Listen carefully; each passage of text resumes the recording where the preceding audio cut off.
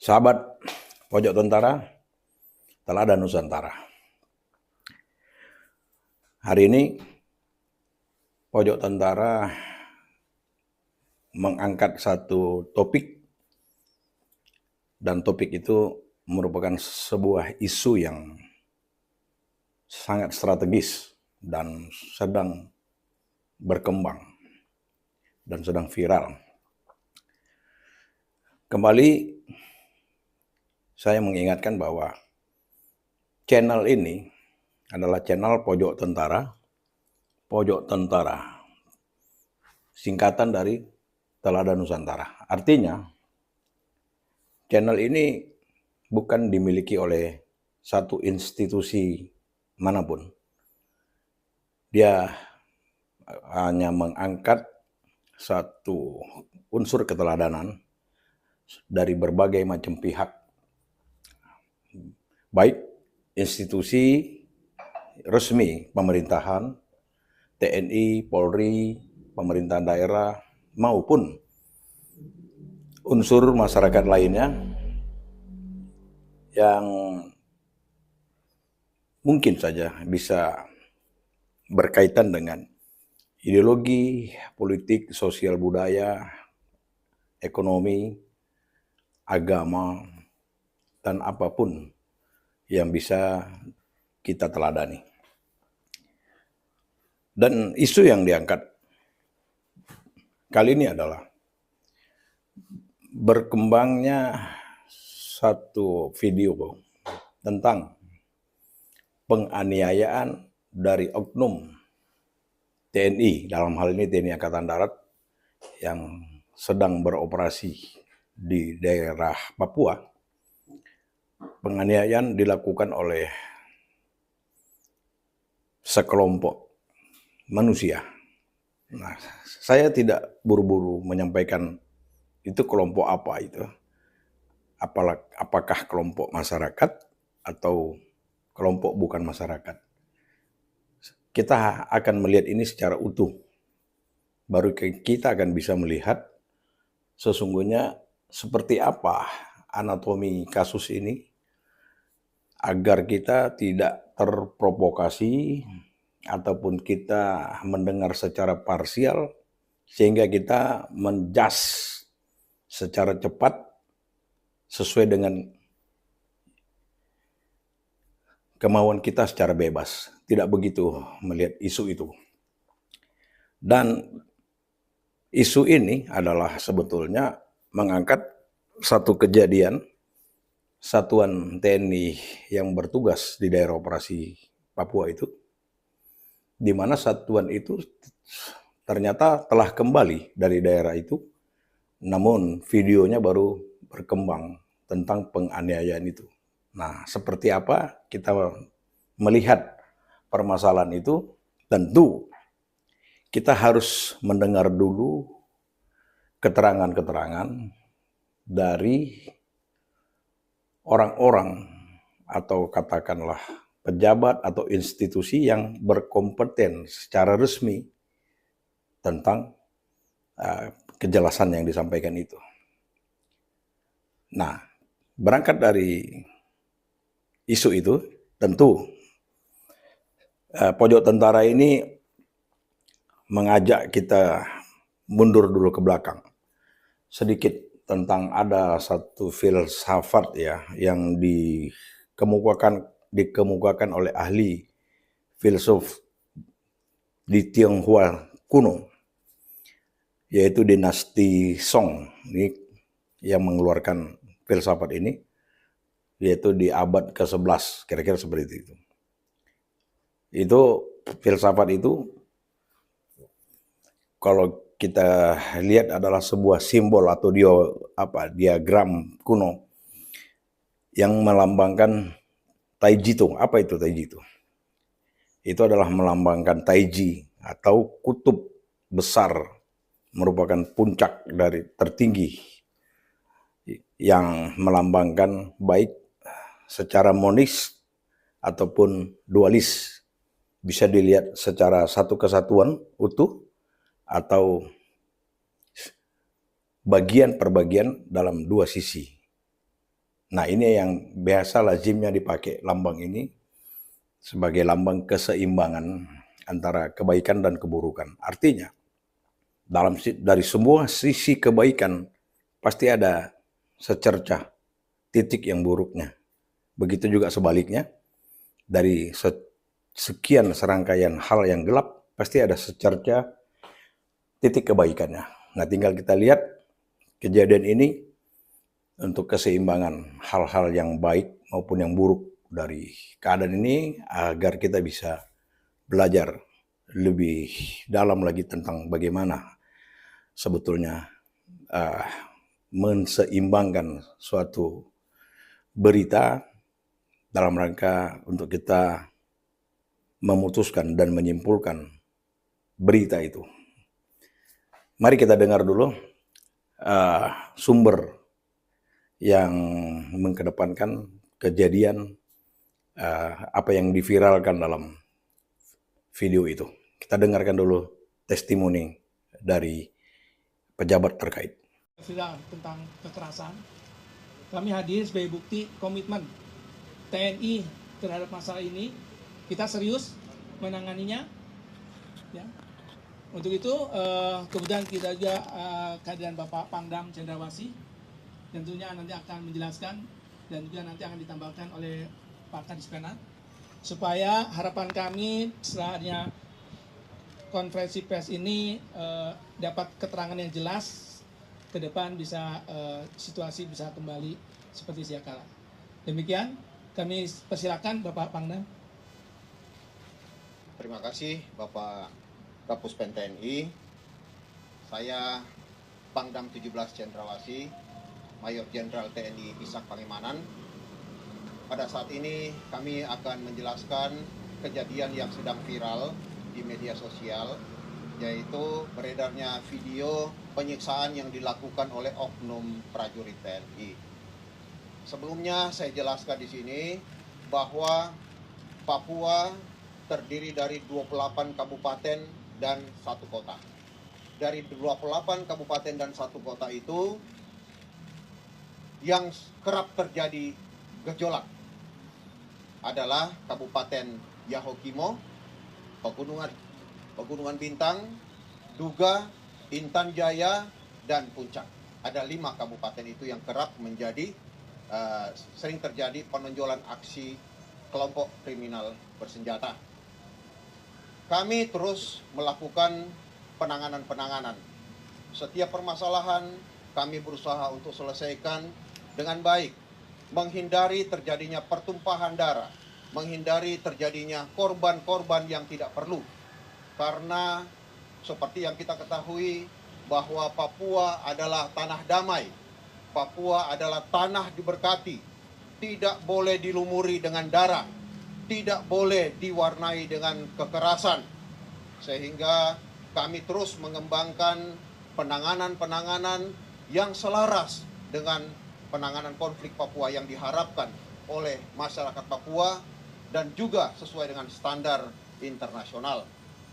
Tetapi tantangan kita di sana tidak mudah karena masih ada kelompok bersenjata yang terus melakukan gangguan keamanan, yang terus melakukan penyerangan, walaupun pendekatan yang kami lakukan demi masyarakat, dan masyarakat menerima itu dengan baik, tetapi tetap saja mereka melakukan penyerangan, pembunuhan kepada TNI, Polri, warga sipil yang tidak tahu apa-apa juga mereka bunuh. Bahkan orang asli Papua sendiri pun mereka aniaya dan mereka bunuh. Sahabat, kita bisa dengar tadi bagaimana penjelasan dari Panglima Kodam, dalam hal ini Mayor Jenderal TNI Ishak Pangemanan, yang begitu lugas beliau menyampaikan kondisi daerah Papua, terutama di 5 tempat yang mereka sebut adalah tempat berkumpulnya troublemaker. 5 tempat klasik sebetulnya daerah-daerah yang cukup rawan. Dan disitulah TNI, Satuan TNI yang bertugas yang sedang mendapatkan berita yang kurang baik tadi. Tapi awal ceritanya bisa kita cerna dari kondisi awal keadaan daerah itu sebagaimana yang disampaikan oleh Pangdam di Papua, yaitu Bapak Ishak Pangemanan. Begitulah peliknya kondisi psikologis prajurit yang bertugas menghadapi gangguan KKB, sehingga banyak terdapat hambatan-hambatan dalam melakukan pembangunan dan mengatasi kesulitan-kesulitan masyarakat sekitarnya. Dalam hal ini adalah masyarakat di pegunungan itu. Kita lanjut. Dan pada tahun 2023, korban yang meninggal oleh aksi KKB sebanyak 61 orang. Terdiri dari TNI 26 orang, Polri 3 orang, masyarakat sipil 32 orang. Padahal masyarakat sipil ini datang ke Papua, ke pedalaman, atas permintaan dari masyarakat Papua sendiri untuk membangun rumah, membangun puskesmas, membangun sekolah, tetapi mereka bunuh. Panglima melakukan kalkulasi terhadap korban yang dilakukan oleh KKB selama kurun waktu 2023 sudah sedemikian besarnya. Bahkan orang-orang yang tidak bersalah pun menjadi korban di sana. Kita lanjut. Fasilitas umum yang dibakar, sekolah ada 4 unit yang sudah dibakar. Padahal anak-anak di pedalaman membutuhkan sekolah. Tetapi sekarang sekolah-sekolah sudah dibakar, bahkan diduga guru diperkosa. Sehingga sekarang di pedalaman tidak ada lagi guru yang mau mengajar. Saat ini prajurit TNI menjadi guru, pos TNI menjadi tempat belajar anak-anak. Karena situasi seperti ini, siapapun tidak akan berani untuk datang ke pedalaman karena takut akan ancaman dari KKB yang terus mengancam akan membunuh mereka. Sahabat, semakin jelas kita melihat anatomi keadaan di sana, terutama menyangkut situasi keamanan. Sedemikian parahnya dan rawan, sehingga tadi kita dengar bersama, sampai guru-guru pun sudah tidak ada lagi yang berada di sana, tidak berani karena situasi seperti itu. Maka pos-pos TNI, di mana satuan TNI yang bertugas di sana, dijadikan tempat pendidikan darurat bagi peningkatan pendidikan dari anak-anak sekolah di sana. Artinya, banyak prajurit-prajurit TNI, dalam hal ini Tentara Indonesia Angkatan Darat, yang melakukan tugas-tugas sebagai guru, pengganti guru itu. Sedemikian keadaan mencekamnya di sana itu. Kita lanjut. Puskesmas dibakar, 1 unit dibakar, sehingga masyarakat berobatnya ke pos TNI dengan fasilitas yang sangat terbatas di daerah pedalaman. Pos-pos kami, prajurit-prajurit kami yang ada di sana, juga mereka menjadi tenaga kesehatan untuk memberikan pelayanan kesehatan kepada masyarakat. Luar biasa. Bahkan sampai instalasi penting yang dibutuhkan untuk kehidupan manusia saja mereka bakar. Artinya adalah kembali pos-pos TNI itu mengcover tugas-tugas kesehatan, padahal kita ketahuilah bersama bahwa kondisi prajurit yang bertugas di sana sangat terbatas. Bahkan untuk mengantisipasi kesehatan prajurit sendiri itu pun juga terbatas. Apalagi dia harus menghandle kebutuhan kesehatan dari masyarakat setempat. Sedemikian kompleksnya tugas-tugas TNI yang berada di Puncak Jaya itu. Lanjut. rumah masyarakat dibakar, ada 18 unit. Pada tahun 2024, korban meninggal oleh aksi KKB sebanyak 7 orang, TNI 2 orang, Polri 3 orang, masyarakat sipil 2 orang. Fasilitas umum kantor pemerintahan dibakar sebanyak 7 unit. Ini yang menjadi tantangan kami dalam menangani setiap permasalahan di Papua. Kembali Pangdam Cendrawasih, Pak Ishak Pangemanan, mengkalkulasi di tahun 2024 terjadi juga sejumlah korban, diantaranya juga masyarakat sipil, dan terjadi lagi pembakaran fasilitas-fasilitas umum. Seperti itulah terus-menerus keadaan di sana itu. Lanjut. Kemarin viral video tentang aksi kekerasan yang dilakukan oleh oknum prajurit TNI. Kami sangat menyayangkan ini terjadi. Ini tidak boleh terjadi. Dalam upaya kami terus menyelesaikan permasalahan Papua dengan cara-cara yang benar, dengan pendekatan-pendekatan yang benar, ada prajurit yang melakukan ini. Ini sangat disayangkan dan ini melanggar hukum. TNI tidak pernah menerapkan prosedur kekerasan dalam pelaksanaan tugas.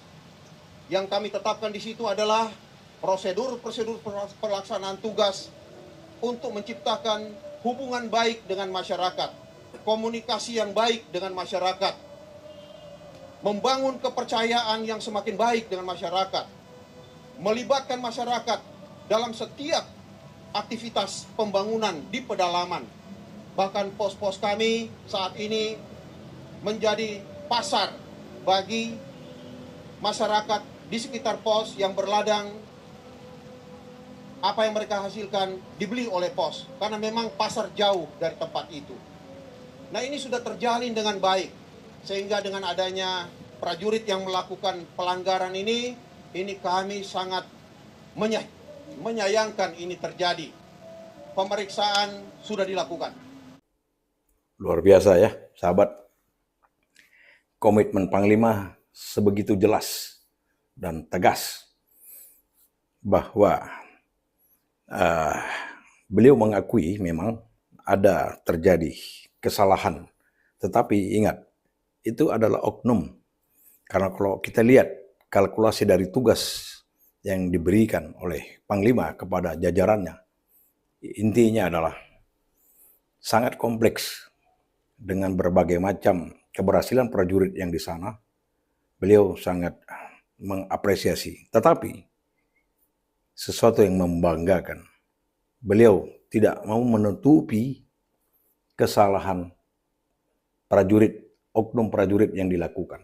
Artinya terlihat di sini bahwa jelas komitmen seorang pemimpin melakukan punishment and reward, dan tidak terkesan sedikit pun bahwa Panglima itu menutup-nutupi kesalahan anak buahnya, merekayasa keadaan, dan beliau terlihat untuk membuka terang benderang kasus ini yang dilakukan oleh oknum dan berdasarkan ketentuan-ketentuan hukum yang berlaku.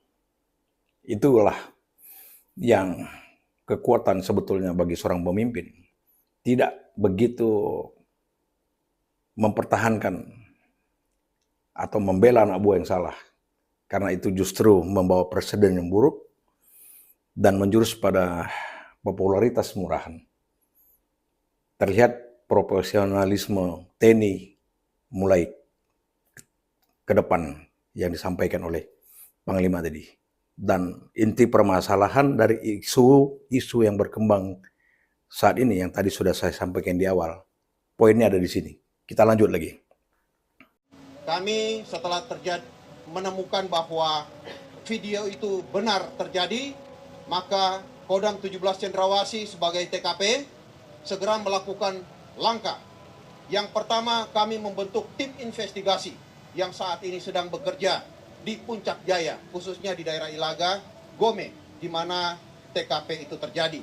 Kita akan usut tuntas permasalahan ini. Apapun yang terjadi di sana akan menjadi bahan untuk proses hukum nanti. Tidak ada satupun yang boleh lolos dari sini. Semua yang terlibat akan dihukum sesuai dengan prosedur hukum yang berlaku. Kita sudah membuat permintaan bantuan pemeriksaan kepada Kodam 3 Siliwangi karena Batalion 300 sudah purna tugas, sudah tidak lagi di Papua.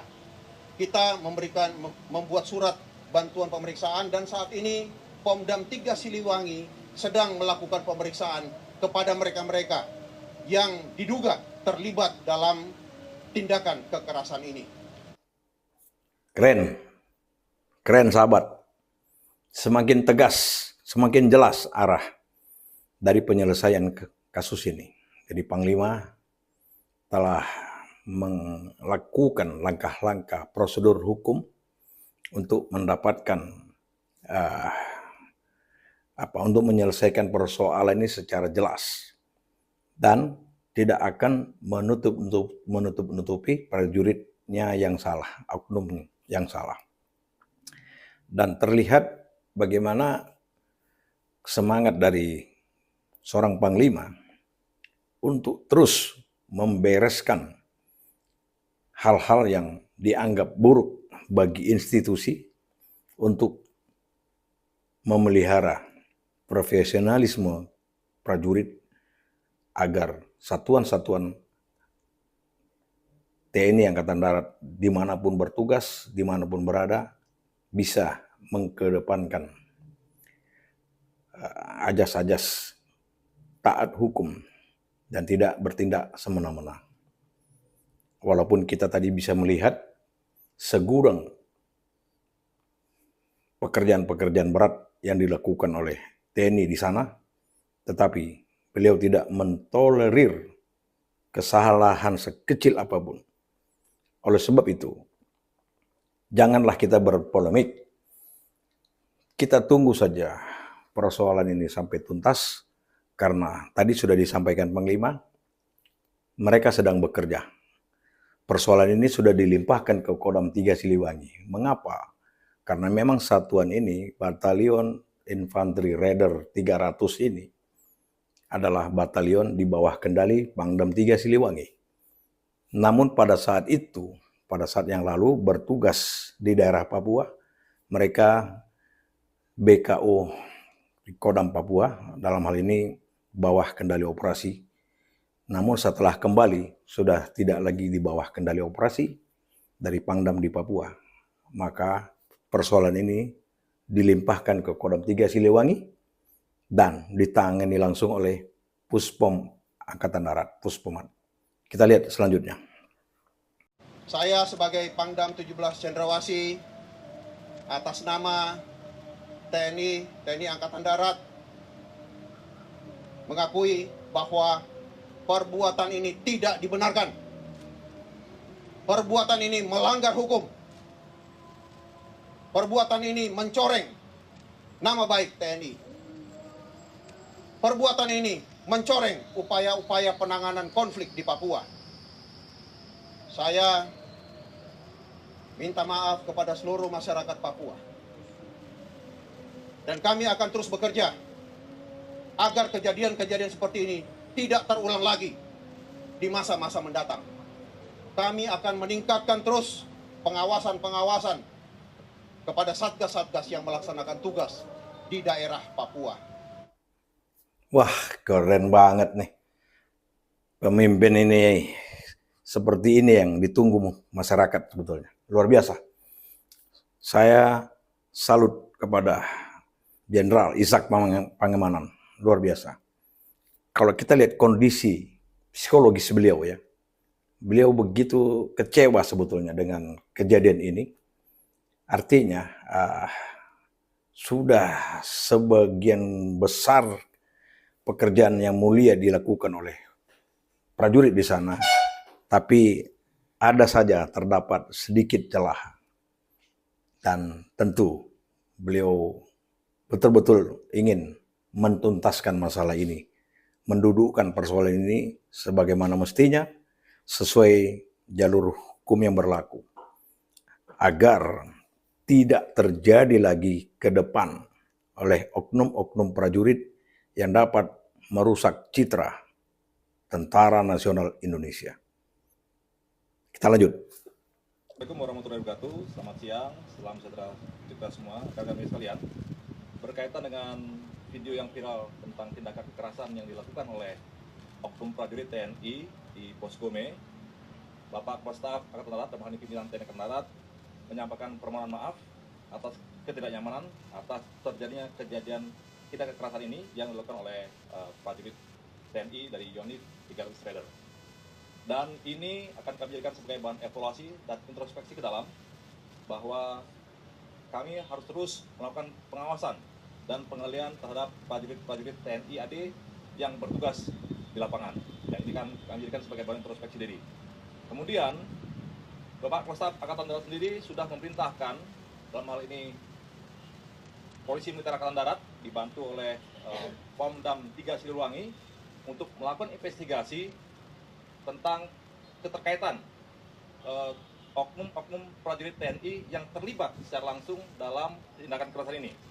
Saat ini masih terus bekerja dan sudah dilakukan pemeriksaan terhadap 42 orang prajurit TNI.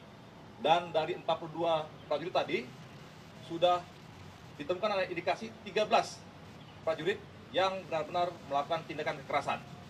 Dan untuk itu dari Pangdam Cendrawasih sendiri sudah mengeluarkan surat perintah penahanan sementara, dan nanti oknum prajurit TNI dari unit 300 sendiri ini akan ditahan di instalasi tahanan militer maximum security yang ada di Pomdam 3 Siliwangi. Wah, keren. Barusan kita dengar penjelasan dari Kepala Dinas Penerangan Angkatan Darat, Jenderal Christopher Sianturi ya. Sama. Tadi sebelum ini Bapak Panglima meminta maaf dengan ketulusan hatinya. Kita lihat tadi bagaimana gestur beliau dengan kerendahan hati mengakui kesalahan dan meminta maaf kepada masyarakat. Kembali Kepala Staf Angkatan Darat melalui Kadis Penat juga sama meminta maaf kepada seluruh masyarakat atas kasus ini. Tetapi hal yang penting dari Bapak Kasat terus mengawal kasus ini sampai tuntas tanpa ada yang ditutupi. Sekali lagi, Kepala Staf Angkatan Darat juga tidak mau melindungi prajurit yang bersalah karena itu akan merusak citra dan menjurus kepada kepemimpinan yang buruk, yaitu popularitas murahan.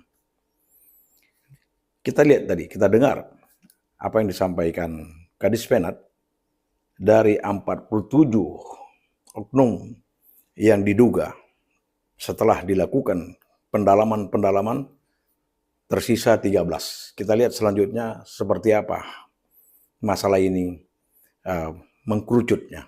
Kita lihat ya, berikutnya.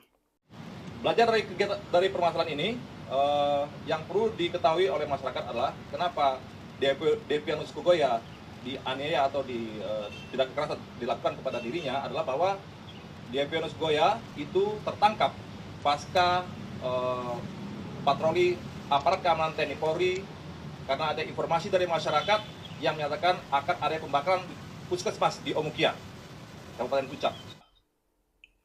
Makin jelas. Di awal tadi saya tidak menyampaikan ini kelompok apa yang dianiaya ini. Kita dengar barusan adalah kelompoknya Devianus Kogoya yang tertangkap oleh pasukan yang berada di sana. Sesaat setelah kejadian, mereka melakukan tindak kekerasan di daerah itu. Seperti apa ceritanya lebih lanjut? Kita dengarkan tentang ini. Selanjutnya untuk Batalion 300 sendiri sebenarnya sudah bertugas kemarin selama 9 bulan di Papua dan prestasinya cukup bagus. Bahkan mereka mendapatkan penghargaan dari suku Dani dengan gelar Kogoya untuk petaniannya, kemudian juga mendapat penghargaan dari Bupati Kabupaten Puncak.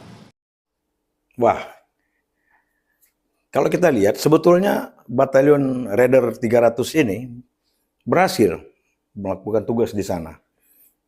Dari mulai start mereka datang sampai mereka pulang, nama mereka cukup baik di sana. Terbukti tadi Jenderal Sianturi menegaskan mendapat sejumlah penghargaan, baik dari masyarakat adat, dari Kabupaten Puncak maupun suku Dani tadi katakan, dan itu wujud penghargaan yang tulus dari kepala-kepala adat, kepala-kepala suku, di mana mereka sangat diterima bertugas di sana. Kita lanjut. Ada pertanyaan? Ya, ini dulu yang duluan. Silakan, Pak. Entar nih pakai mic.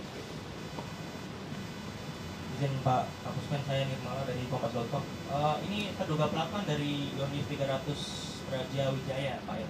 Ini kalau nggak salah ini Satgas Pantas atau gimana Pak ya? Kemarin sempat dilepas Pak Agus Subianto masih Wakasat April tahun 2023. Artinya ini menjelang pergantian gitu. Mungkin ada arahan dari Panglima atau terkait penempatan evaluasi Satgas Pantas ini. Itu Pak, itu aja sih sebenarnya. Baik, bahwa setiap satuan tugas operasi tadi sudah disampaikan oleh Pangdam, oleh Kadispenat, sudah ada prosedur dan dibekali semua aturan-aturan main. Jadi perlu kita tegaskan lagi, saya tegaskan dan kami tegaskan, kita tidak pernah ada SOP untuk tindakan kekerasan. Dan mereka sudah firm, sudah tahu hal itu. Jadi ini memang oknum. Sehingga kami sangat menyayangkan hal itu. Kurang lebih begitu, terima kasih. Sahabat, tadi tanya jawab ya antara media dengan wartawan dari media apapun ya, media cetak, media sosial, media elektronik lainnya, kepada Kapuspen, itu tadi Kepala Pusat Penerangan TNI ya, Mayor Jenderal TNI Gumilar ya. Kembali TNI menegaskan, dari pertanyaan tadi seolah-olah tergiring apakah tindakan semacam itu memang atas perintah atau mungkin semacam keinginan para pimpinan. Itu mustahil. Tadi sudah dijelaskan, tidak ada SOP seperti itu dalam tugas kemiliteran. Apalagi tugas di daerah operasi ini adalah tugas kemanusiaan untuk melindungi masyarakat di sana, dan sebelum prajurit ke sana, satuan ke sana, tadi Kapuspen sudah menegaskan serangkaian pembekalan dilakukan, baik pembekalan terhadap hukum, pembekalan terhadap habitual, adat istiadat di sana, pembekalan terhadap bagaimana hukum humaniter, terhadap sosial, budaya, dan sebagainya. Bahwa jelas sekali TNI mempersiapkan ini untuk semua satuan jajaran bertugas di daerah operasi manapun. Kita lanjut. Selamat sore, Pak Kapuspen, Pak Kadispenat, Pak Pangdam. Izin, saya Santi Dewi dari Deadlines, Pak. Ada beberapa pertanyaan. Satu aja, supaya yang lainnya kebagian. Oh, oke. Dua boleh ya, Pak? Pak, berarti saya ingin mempertegas bahwa kejadian tindak kekerasan itu terjadi ketika prajurit TNI sedang meminta keterangan kepada yang bersangkutan, begitu ya, Pak ya? Kemudian yang kedua, ini kan sudah menjadi konsumsi publik termasuk juga warga di Papua, gitu. Ini untuk Pak Pangdam, bagaimana caranya meraih kembali kepercayaan warga gitu agar tidak terpengaruh narasi bahwa selama ini yang dipersepsikan TNI melakukan tindak kekerasan itu jadi kenyataan gitu di persepsi publik. Itu saja. Terima kasih. Baik, yang pertama saya jawab, nanti yang kedua Bapak Pangdam. Jadi tindakan kekerasan itu memang terjadi ketika dia sudah ditangkap, dan Kogoya ini, Devinu Kogoya ini adalah seorang anggota KKB, dan dia mengakui sudah melakukan penembakan sebelumnya, terus juga ada rencana pembakaran, penghadangan. Nah, disitulah mungkin anggota kami anak muda timbul emosinya. Itu kurang lebih seperti itu kurang lebih ya. Yang pertama, yang kedua silakan Bapak Pangdam. Baik, terkait dengan bagaimana merebut kembali, tidak ada yang hilang, Pak. Kepercayaan masyarakat Papua kepada NKRI tetap. Kejadian ini adalah kejadian pelanggaran hukum yang akan kami atasi dengan proses hukum. Demikian. Baik, satu lagi ya. Ya, ya. Oh, ibu itu, monggo ibu, mohon maaf. Ibu. Terima kasih Bapak-Bapak. Saya mau izin, itu selalu dikatakan bahwa tidak ada SOP kekerasan. Selalu dikatakan ini oknum. Tapi kenapa terus-menerus berulang? Hampir setiap tahun tuh ada peristiwa kekerasan seperti ini. Sampai kadang-kadang tuh kita heran. Ini TNI itu ada pembinaan nggak sih? Maksudnya ketika sebelum berangkat itu gimana pembinaan dari Angkatan Darat untuk mengirim pasukan ke operasi lawan insurgensi yang mana kita semua tahu seperti disampaikan Bapak Pangdam ini adalah memenangkan hati dan pikiran rakyat. Nah, kalau terus-menerus dikatakan ini oknum, itu kita juga udah mulai nggak percaya, Pak. Terima kasih. Baik, terima kasih Mbak. Mbak, TNI ini jumlahnya ratusan ribu ya Pak. Kejadian seperti ini kita harus lihat ada pepatah tidak ada gading yang tidak retak. Tidak ada yang sempurna di dunia ini Pak, Bu ya. Jadi satu sisi kita mengakui kenakalan oknum ini, tapi tidak fair juga, tidak adil juga kalau dikatakan ini menjadi gambaran perilaku TNI secara keseluruhan. Nah, dalam ini saya minta juga teman-teman rekan di media bisa melihat ini secara arif dan bijaksana. Dari segi kegiatan kekerasan pun tidak setiap hari, tidak setiap bulan, tidak sering, dan juga yang melakukannya segelintir orang. Kami akui organisasi kami pun bukan yang Superman. Yang semua ada titik lemah yang selalu kita upayakan perbaiki. Dan itu yang terjadi saat ini, bahwa kami berusaha sesempurna mungkin menampilkan TNI yang bersahaja, yang bersama rakyat, TNI kuat. Demikian kurang lebih tanggapan kami, Mbak. Ada tanggapan? Boleh. Sahabat, semakin jelas. Jadi ternyata kalau kita simak lebih jelas lagi ya, lebih jeli, Kapuspen TNI mengatakan bahwa ternyata yang dianiaya itu adalah kelompok KKB yang tertangkap pasca kejadian tindak kekerasan mereka melakukan pembakaran dan pengerusakan di daerah itu. Dan mereka sendiri mengakuinya dalam proses penyidikan itu.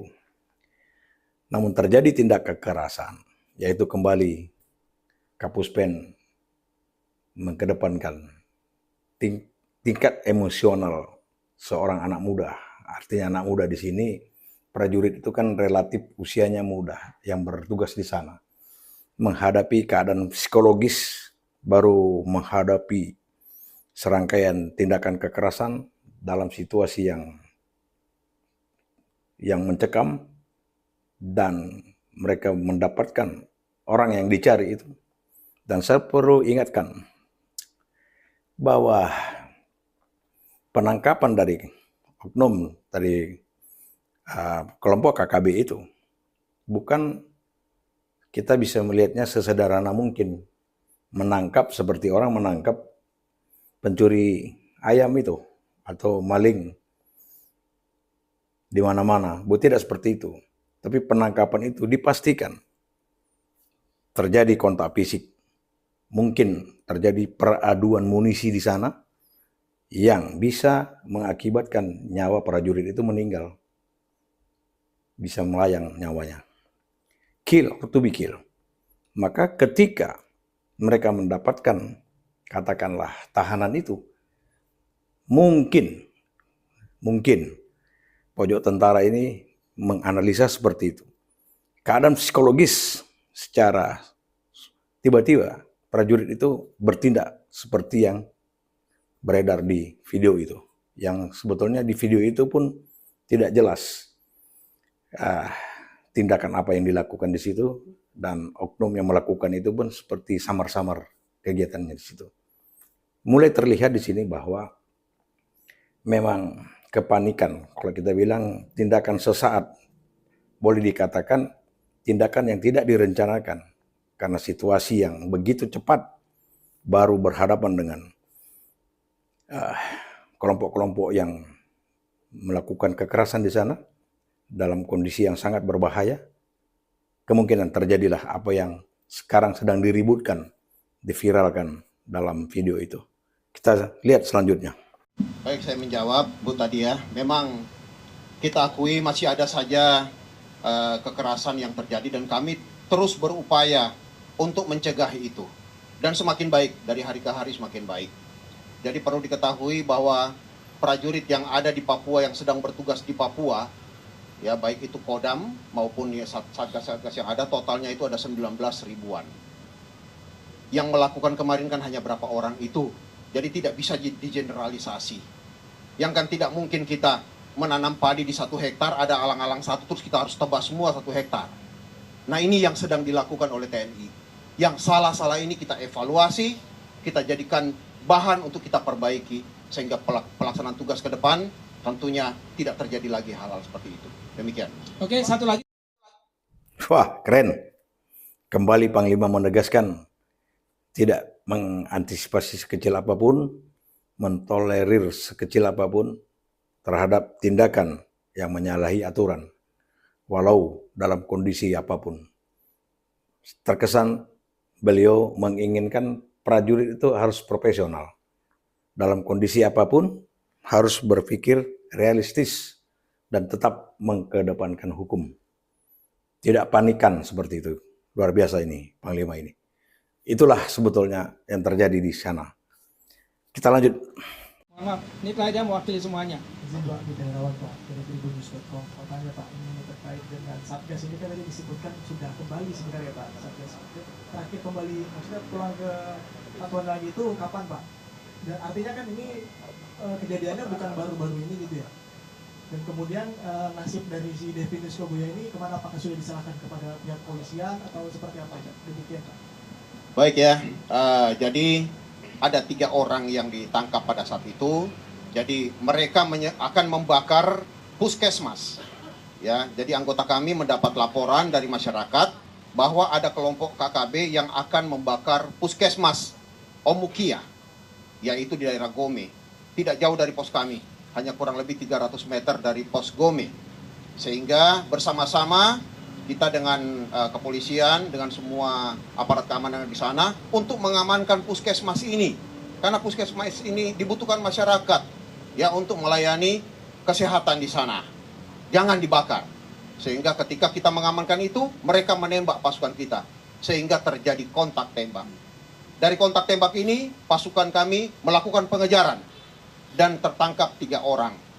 Yaitu yang pertama Warinus Kogoya, kemudian Alianus Murid, dan Devius Kogoya. Nah, ketika ditangkap, mereka ditemukan juga membawa 1 pucuk senjata Mauser dan beberapa butir munisi. Juga ada alat-alat yang lain, ada senapan angin, ada senjata tajam, dan sebagainya. Mereka akan dibawa ke Polres pada saat itu. Tetapi di jalan, 1 orang loncat dari mobil, yaitu Warinus Kogoya. Karena Warinus ini adalah DPO Polres Puncak yang terus beberapa kali melakukan penyerangan-penyerangan di daerah Puncak Ilaga dan merupakan pelaku pembunuhan pekerja puskesmas Omukia yang dimana mereka akan bakar ini. Meninggal beberapa orang pada saat itu. Juga pelaku penembakan anggota Satgas 300 sendiri. Dan beberapa fasilitas mereka bakar di situ. Nah, mungkin karena dia ketakutan di sini, berusaha melarikan diri. Loncat dari mobil dengan tangan terikat di belakang. Karena mungkin tidak ada keseimbangan, tangan diikat, sehingga jatuh dan terbentur kepalanya di batu. Dibawa ke puskesmas, tetapi meninggal. Sedangkan yang 2 orang ini, yang satunya itu ditangkap ketika penyergapan, dia meloloskan diri, tetapi ada pasukan yang menutup di Gome menangkap dia. Dia ini juga satu kelompok dengan mereka.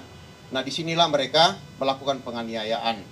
Tetapi setelah itu dibawa ke puskesmas, kemudian diobati dan dikembalikan ke masyarakat. Jadi sekarang ini mereka dalam kondisi baik, sudah dikembalikan kepada keluarganya. Demikian.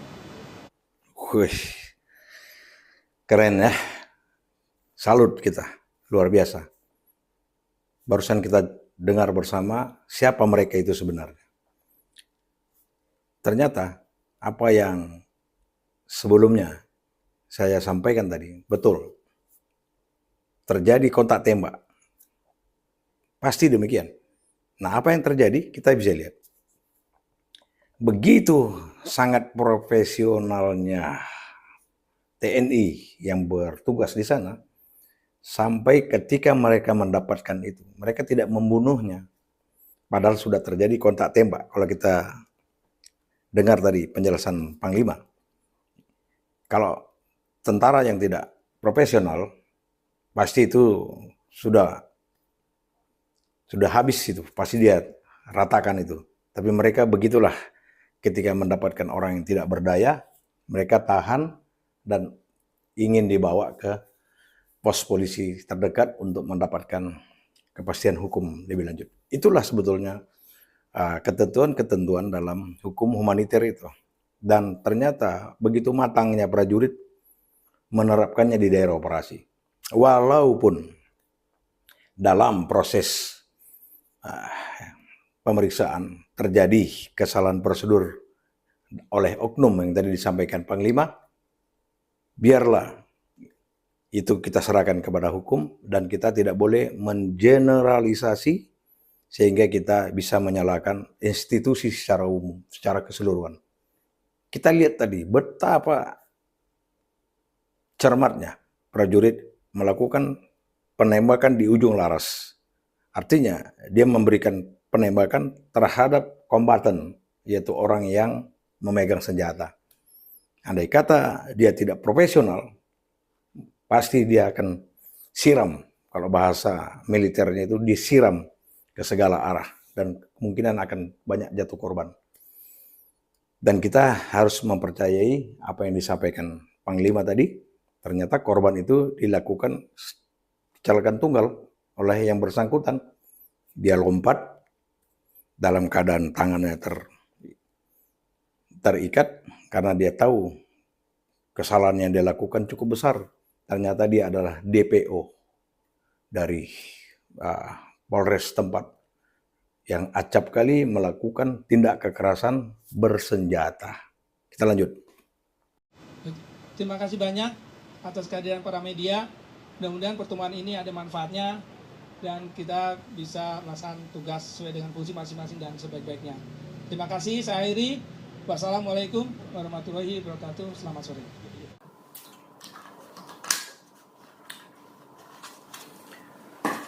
Luar biasa ya. Kita sudah saksikan semua penjelasan dari pejabat-pejabat yang berkompeten di TNI dan TNI Angkatan Darat ya.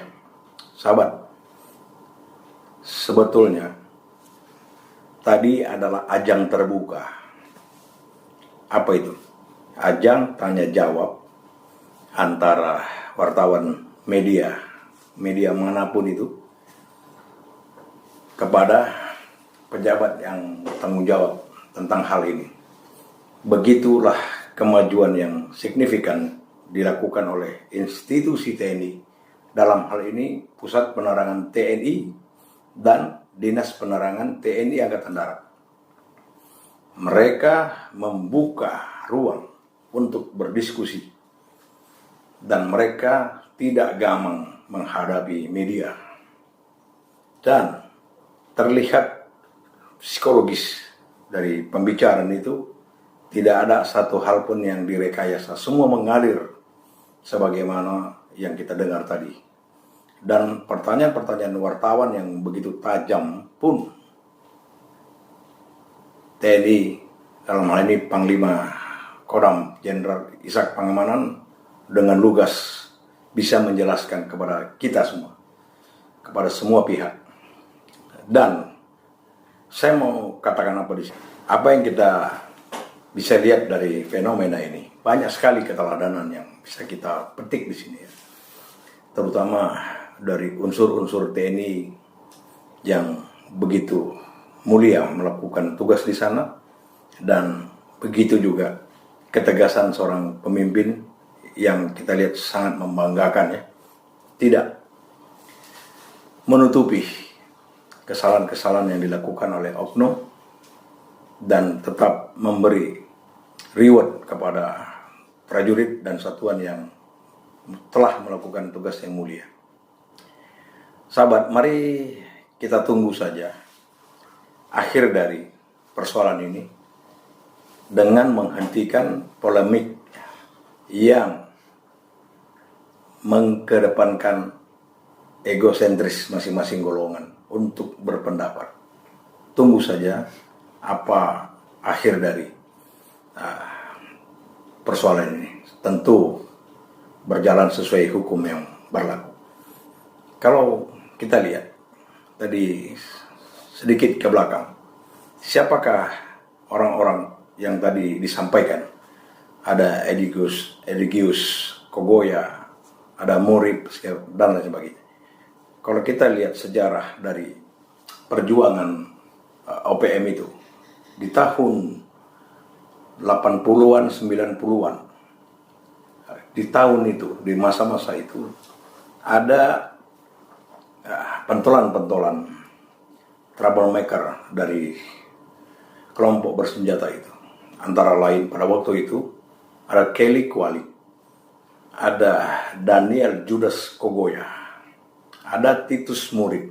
Nah, tadi kita lihat kelompok-kelompok itu namanya mirip-mirip seperti itu.